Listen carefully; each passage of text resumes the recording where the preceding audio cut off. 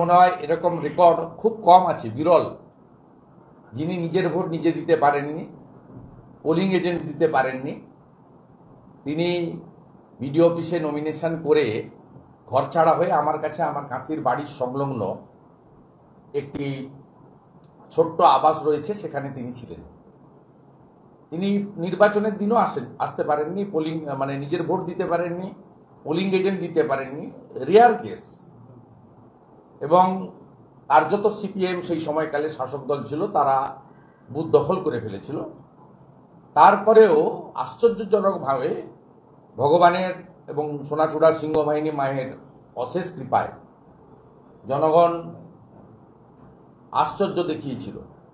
নন্দীগ্রাম সীতানন্দ কলেজে 2008-এর পঞ্চায়েত নির্বাচনে নিশিকান্ত মণ্ডল জয়ী হন এবং তিনি সেখানকার গ্রাম পঞ্চায়েতের প্রধান হয়ে, তৎকালীন বামপন্থী শাসক ছিল, তার মধ্যেও তিনি সরকারের সঙ্গে সমন্বয় রেখেছেন, কিন্তু তার প্রতিবাদ রেখে তিনি সোনাচূড়াতে ব্যাপকভাবে উন্নয়ন করেছিলেন এবং কয়েক কোটি টাকার অরণ্য সম্পদ সৃষ্টি করে দিয়ে গেছেন, যাতে গ্রাম পঞ্চায়েতের ওন ফান্ড এবং দীর্ঘমেয়াদী উন্নয়নের জন্য কোনো সরকার বা জনপ্রতিনিধির কাছে হাত পাততে না হয়। তিনি ভাঙাবেড়া থেকে রতু মোড়ের আগে পর্যন্ত রাস্তার দুপাশে এবং জেলিমগাম পার্শ্ববর্তী এলাকায় লক্ষ লক্ষ গাছ, তিনি ইউসি গাছ থেকে শুরু করে, আকাশমণি থেকে শুরু করে নানা ধরনের গাছ, ফলের গাছ, এমনি গাছ, সমস্ত রকম গাছ তৈরি করে অরণ্য সম্পদ সৃষ্টি করে দিয়ে গেছিলেন। তার দুঃখজনক মৃত্যু হয়। তিনি গ্রাম পঞ্চায়েত অফিস থেকে বাড়ি ফিরছিলেন এই সন্ধ্যে 6টা নাগাদ, সূর্য ডুবে যাওয়ার সুযোগ নিয়ে তাকে নৃশংসভাবে একাধিক গুলিতে ঝাঁঝরা করে দেওয়া হয় এবং তিনি মারা যান। তার রক্তাক্ত দেহ নিয়ে গিয়ে আমরা পোস্টমর্টম করাই। আজকে আমার সাথে তার সুপুত্র এবং মাননীয় শিক্ষক, রাষ্ট্রবাদী আন্দোলনের সঙ্গে যুক্ত প্রিয় সত্যজিৎ মণ্ডল রয়েছেন। আমরা এই 2-3 মিনিট যে ব্যাখ্যা করলাম, তার কারণ মূল বিষয়ে জানার আগে নিশিকান্ত মণ্ডলের অতীত সম্পর্কে 2-4টি কথা না বললে, কারণ আমাদের সবসময় আমরা out of sight out of mind, আমরা খুব তাড়াতাড়ি ভুলে যাই লোকের অতীত এবং তার অবদানের কথা। সেই জন্য এই কথাগুলো বলে ভুল জায়গায় আসি। কামদুনিতে যেভাবে দেখেছেন সিআইডির অপদার্থতার জন্য, 15 জন পিপিকে পরিবর্তন করার জন্য, কামদুনির মতো জায়গায় মহিলাদের উপরে শারীরিক নির্যাতন, নৃশংসতা, বর্বরতা যারা করেছেন, তারা যেভাবে খালাস পেয়েছেন। গতকাল হলদিয়া কোর্টে রাজ্য সরকারের সরকারি পিপি, সরকারি উকিল এবং পুলিশ সহ, ডাক্তার সহ সরকারি সাক্ষীদেরকে তারা যেভাবে সমস্ত খুনিদের এবং উগ্র চরমপন্থী নকশাল আন্দোলনের সঙ্গে যারা যুক্ত, সেই সমস্ত ইউপিএ অ্যাক্ট যাদের বিরুদ্ধে লাগার কথা, ইউপিএ অ্যাক্টের আওতায় যাদের থাকার কথা, তাদেরকে কালকে খালাস করা হয়েছে হলদিয়া কোর্টে। এবং এই খালাস করার পিছনে মমতা বন্দ্যোপাধ্যায়ের সরকার প্রত্যক্ষভাবে যুক্ত। এমনিতে সাক্ষীদেরকে হোস্টাইল করা হয়েছে আগেই, তার বাইরেও বেশ কিছু সাক্ষী পানিশমেন্টের পক্ষে সাক্ষী দেওয়ার পরেও পোস্টমর্টমকারী ডাক্তার, সরকারি ডাক্তার, ইনভেস্টিগেটিং অফিসার আইও পুলিশের, সরকারি পিপি, এদের সকলের বয়ান যদি আপনি রেকর্ড তোলা যায়, রেকর্ড তো নিশ্চিতভাবে হায়ার কোর্টে গেলে নথি যাবে, ওখানে আজ না হোক কাল পাবলিক ডোমেনে আসবে। সেক্ষেত্রে দেখতে পাবেন যে পশ্চিমবঙ্গ সরকার, মমতা ব্যানার্জি, যাকে মুখ্যমন্ত্রী করার জন্য 2011 সালে, 2010 সালে তিনি শহীদ হয়েছেন, খুন হয়েছেন, 9 সালে খুন হয়েছেন। স্বাভাবিকভাবে তাকে মমতা বন্দ্যোপাধ্যায়ের সিআইডি, পুলিশ, আপনার পিপি, তারা তৃণমূল কংগ্রেসের একজন 3.5 বছরের জেল খাটা একজন নেতার, মানে সকল তথাকথিত নেতার, কার্বাইড দিয়ে তৈরি করা নেতার, তার অঙ্গুলি হেলনে এই আসামিদেরকে বেকসুর খালাস দেওয়া হয়েছে। আমরা এটা ছাড়ব না। আমরা সোনাচূড়াতে প্রতিবাদ মিছিলের ডাক দিচ্ছি। আগামী বৃহস্পতিবার সোনাচূড়াতে প্রতিবাদ মিছিল হবে ভাঙাবেড়া থেকে সোনাচূড়া বাজার পর্যন্ত, এবং আমরা জাজমেন্টের সার্টিফাইড কপি প্রেয়ার করছি। আগামীকাল সার্টিফাইড কপি হাতে পেলেই কলকাতা হাইকোর্টে বাদী কমপ্লেনার যিনি, তার পরিবারের পক্ষ থেকে কলকাতা হাইকোর্টে এই রায়কে পুনর্বিবেচনার জন্য আমরা যাব এবং সিনিয়র লয়ার আমরা দেব। আর সোনাচূড়া সহ পশ্চিমবঙ্গে মমতা ব্যানার্জির উকিল, পুলিশ প্রশাসন, সিআইডি তারা কিভাবে কামদুনির পরে নিশিকান্ত মণ্ডলের মতো একজন পিলার, যিনি তার সর্বস্ব দিয়ে আমাকে যেমন এমপি করেছেন, সাথে সাথে মমতা ব্যানার্জিকেও তিনি মুখ্যমন্ত্রী করেছেন, তার খুনিরা যদি বিচার না পায়, তার গোটা শরীরে 16টা বুলেট বিদ্ধ করা হয়েছিল এবং স্বয়ংক্রিয় অস্ত্র দিয়ে তাকে খুন করা হয়েছে। আমরা এই বিষয় নিয়ে একদিকে লিগ্যাল ব্যাটেলও করব এবং আগামী বৃহস্পতিবার ভাঙাবেড়াতে হাজার হাজার নন্দীগ্রামের মানুষ জড়ো হবে, কালো পতাকা নিয়ে ধিক্কার মিছিল হবে এবং প্রয়োজন হলে মমতা ব্যানার্জির কুশপুত্তলিকা প্রতিবাদের প্রতীক হিসেবে সোনাচূড়া বাজারে দাহ করা।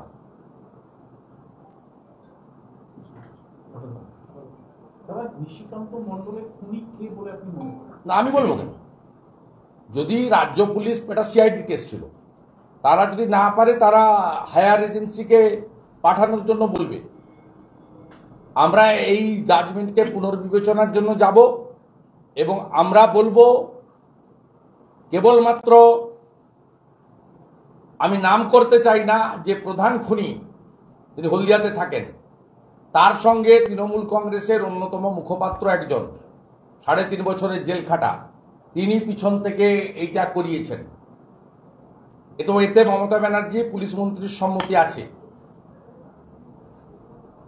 আমরা এই মামলা রিজাজমেন্ট চাইব, সাথে সাথে যদি চার্জশিট বা কেস ডায়েরিতে সিআইডির অসঙ্গতি থাকে, আমরা বলবো দরকার হলে মামলাকে রিওপেন করে ইন্ডিপেন্ডেন্ট এজেন্সির হাতে কোর্ট যদি মনে করে হায়ার জুডিশিয়ারি ট্রান্সফার করুক। আমরা বলবো মানে ওর পরিবার বলবে। আমি ওর পরিবারের একজন শহীদ হিসেবে আমি লিগ্যাল সাপোর্ট দেব। এবং যেহেতু আন্দোলনের সাথী আমরা ছিলাম, আমাদের আন্দোলন শুরু হয়েছিল 2006 সালে 2রা সেপ্টেম্বর। মমতা ব্যানার্জির নামগন্ধ ছিল না। সোনাচূড়া হাই স্কুলের মাঠে নাম ছিল জমি জীবন জীবিকা রক্ষা কমিটি সোনাচূড়া অঞ্চল। ওটা প্রথম। তারপরে নন্দীগ্রামে 4 জানুয়ারি 2007-এ ভূমিচ্ছেদ প্রতিরোধ কমিটি ভূমিষ্ঠ হয়। তো স্বাভাবিকভাবে এই ধরনের একজন ত্যাগী মানুষকে, বড় নেতাকে, তার খুনিরা, ঠিক আছে, বিচার ব্যবস্থায় সব দেখে শুনে বিচারপতিরা জাজমেন্ট দেন, কিন্তু আমি বিচারপতিকে দায়ী করব না।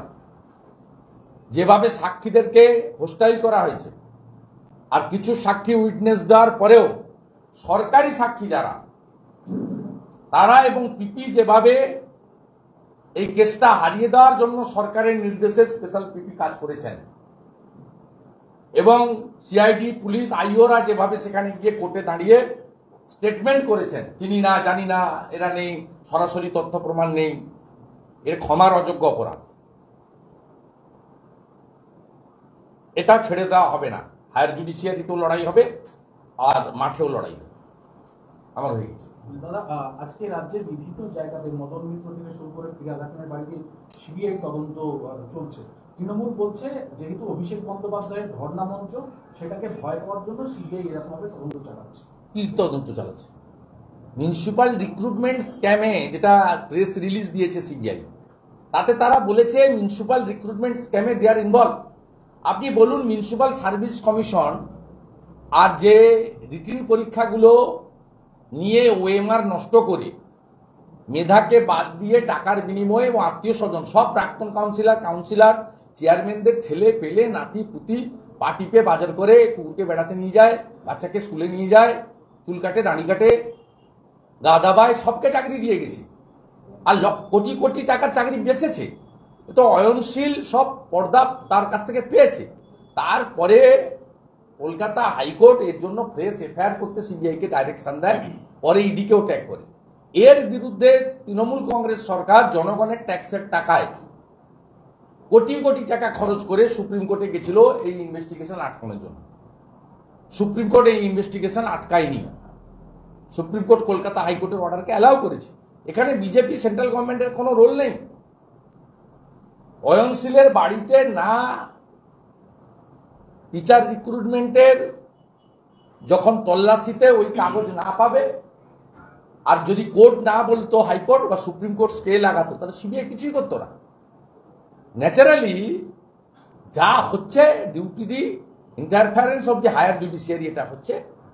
এবং যেভাবে স্ক্যাম সামনে এসে সবাই জানে, বরানগর, কামারহাটি, পানিহাটি, খড়দা, নৈহাটি, হালিশহর, কাঁচড়াপাড়া, কল্যাণী, চাকদা, হরিণঘাটা, কুপার স্ক্যাম, কৃষ্ণনগর, বারাসাত, মধ্যগ্রাম, অশোকনগর, হাবড়া, বনগা, কত নাম আপনি নেবেন, ডায়মন্ড হারবার থেকে শুরু করে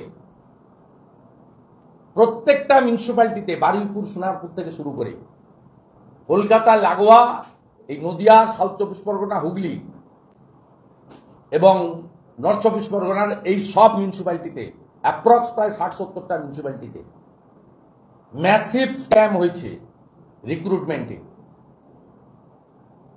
এবং ম্যাক্সিমাম কাউন্সিলরদের আত্মীয় স্বজনরা আর বাকি বিক্রি করা হয়েছে। আপনি একজন মন্ত্রী 6 ফুট লম্বা, তার 2 জন শালকের স্ত্রী কামারহাটি পুরসভাতে চাকরি করে। আমাদের তালিকা আছে, বের করে দিলে এরা পুজো দেখতে, ঠাকুর দেখতে বেরোতে পারবে না। সাউথ দমদমের প্রাক্তন চেয়ারম্যানের ছেলেকে ঢুকিয়েছে।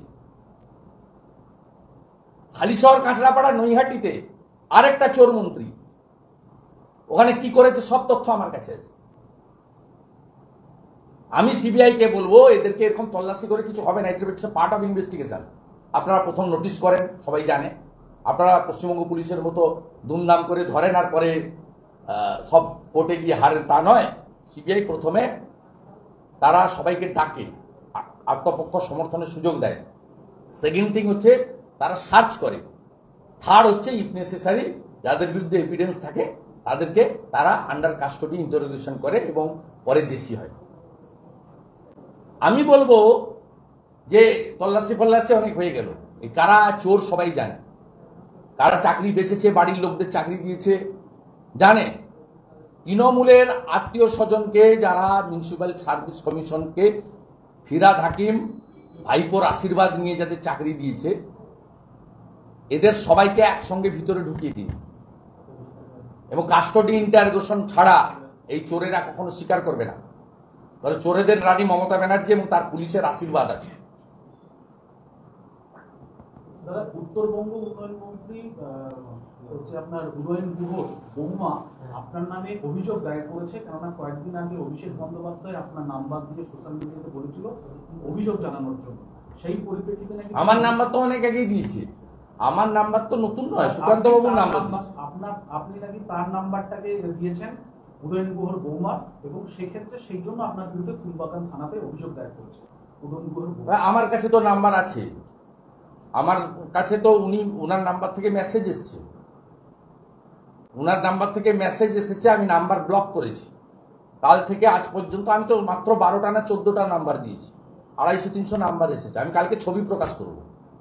আমার অফিস কাজ করছে, ওদের ওই হোয়াটসঅ্যাপ করে তারপর ডিপি থেকে ছবি নামাচ্ছে, ছবি নামাবো, পোস্টার তৈরি করব, সোশ্যাল মিডিয়াতে দেবো, অ্যাডভার্টাইজমেন্ট দেবো, এবং এরা যেখানে থেকে সেখানে আমার পার্টির সমর্থক বা আমার শুভানুধ্যায়ীদের দিয়ে ওইখানে একটা করে ব্যানার টাঙাবো। তার মধ্যে যদি উনি থাকেন দিনাটা শহরে, উনার ছবি দিয়েও ব্যানার হবে। আমার কাছে রেকর্ড আছে, আমার কাছে রেকর্ড আছে। উনি করুন, ওনার ফোন থেকে অন্য কেউ করুন, আমি তো ফোন নাম্বারে এগেনস্টে করেছি, আমি তো পার্সন কনসার্নেন্ট বলিনি, এবং উইথ ডকুমেন্টারি এভিডেন্স দিয়ে বলেছি। ওইটা আমার অভ্যাস অনেক দিন, আমাকে সব করে কিছু করতে পারবে না। আমার বাবাকে ডিস্টার্ব করেছিল, আবার ভবিষ্যতেও করতে পারে। Prepared, we are prepared. ব্রিটিশের সঙ্গে লড়াই করে অধিকারী ফ্যামিলি।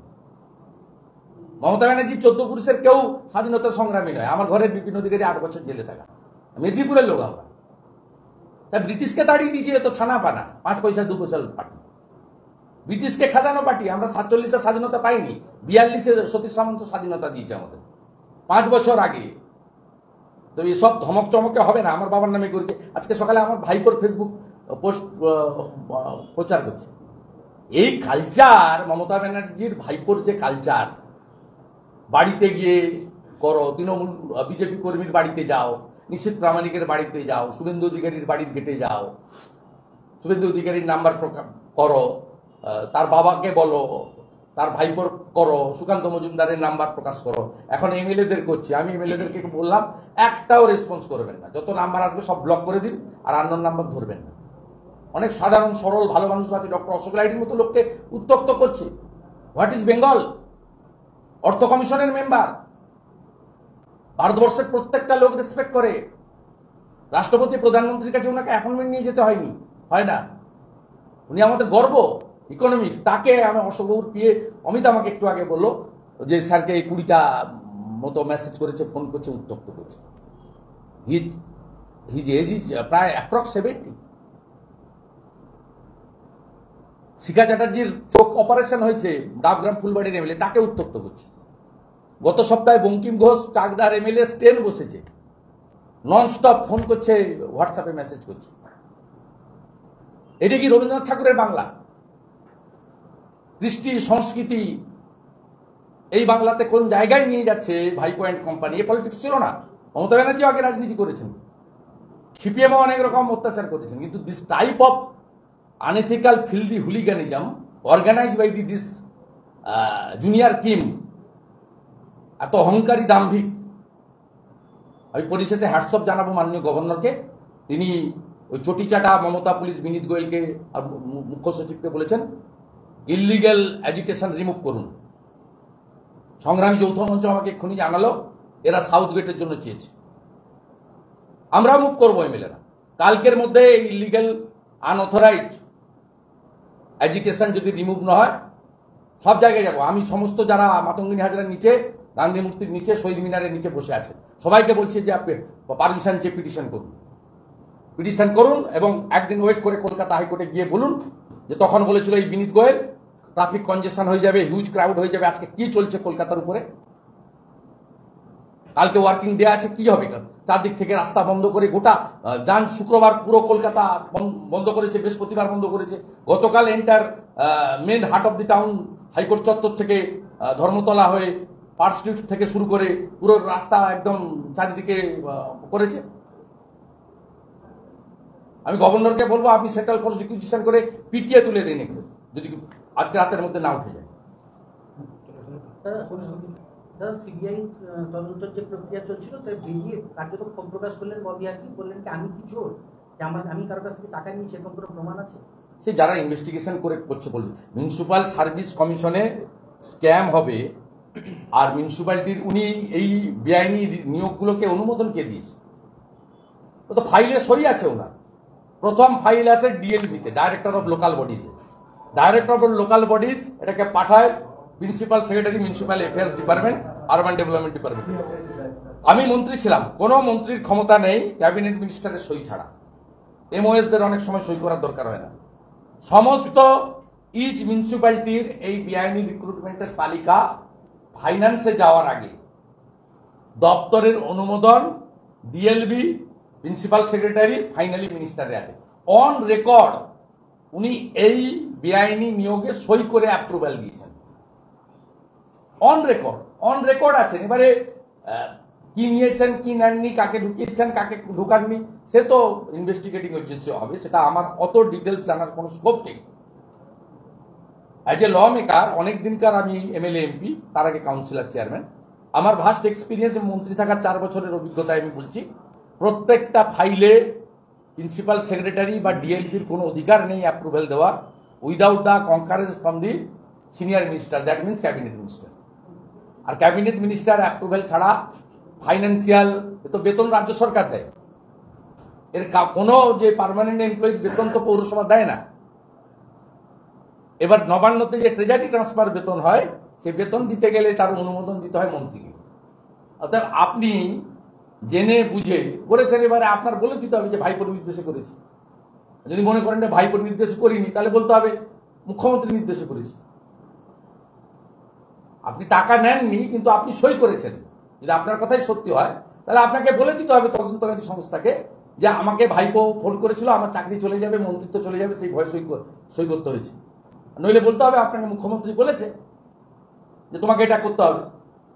অল আর ল্যাম্প পোস্ট, একটাই পোস্ট, তিনি বলেছেন তাই করতে হয়েছে। সত্যি কথা বলতে হবে, নইলে তো মানুষ বা সবাই তো বলবে you are the prime accused. Thank you.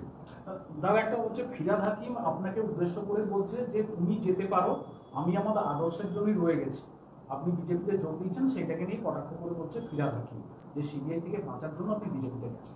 না, আমি আপনাকে বলে দিই, সব ভাঙা রেকর্ড কোনো লাভ নেই। একটা খবর কাগজ আপনারা দেখান এবং ওটার প্রয়োজন নেই। আপনারা মেদিনীপুরের ছেলে, আপনারা জানেন যে আমার ওটার প্রয়োজন হয় না। আমি ওদের মতো ওইরকম একেবারে দেউলিয়া অর্থনৈতিক পরিবার থেকে উঠে আসা লোক নই, এটা খুব ক্লিয়ারলি জানা দরকার। আর সেকেন্ডলি ওটা করিয়েছিল ভাইপো থ্রু ম্যাথিউ কেডি সিং এর অর্থে, একসঙ্গে 13 জনকে, এবং ইলেকশন সাবস্ক্রিপশন নামে, সেটাও সবাই জানে। আদার দ্যান দিস কোনো অ্যালিগেশন তোমরা প্রুভ করতে পারোনি। তোমাদের আমি বারে বারে বলেছি তোমরা কোর্টে যাও, তোমরা জেলে থাকা আসামিকে দিয়ে চিঠি লিখিয়েছ, বিমান বসুকেও ছাড়োনি, যে অনেস্ট পলিটিশিয়ান ওয়েস্ট বেঙ্গলে তাকেও ছাড়োছ, অন্য দল করতে পারে, তুমি কাউকে ছাড়োনি, তুমি করেছো। তা আমার বিরুদ্ধে যদি তোমার কোনো অ্যালিগেশন থাকে, ওই চিঠি তোমরা লিখিয়েছিলে, তোমরা যাচ্ছ না কেন কোর্টে? লোয়ার কোর্ট থেকে তো বলেছে গেছিল, হায়ার কোর্ট যাও না ভাই। কিন্তু আমার বক্তব্য যে দাসত্ব স্বীকার করব না বলে বিজেপিতে গেছি। ববি হাকিমের লজ্জা থাকা উচিত, নাক টিকলে দুধ বেরোয়। 11 সালের পরে আসা মাল ভাইপোকে আজকে বাবা বলছে, ওর মেয়ের বয়সের থেকে কম ভাইপোর বয়স। আমি দাসত্ব স্বীকার করব না বলেই নেশান ফার্স্ট মন্ত্রে দীক্ষিত মোদিজির পার্টিতে গেছি। আর উনি দাসত্ব করার জন্য উনার কন্যার থেকেও কম বয়সী একটি লোফারের দলে, উচ্চিংড়ের দলে গেছে, যার his only agenda to collect money, earn money and send money outside the country. সব বড় বড় কথা।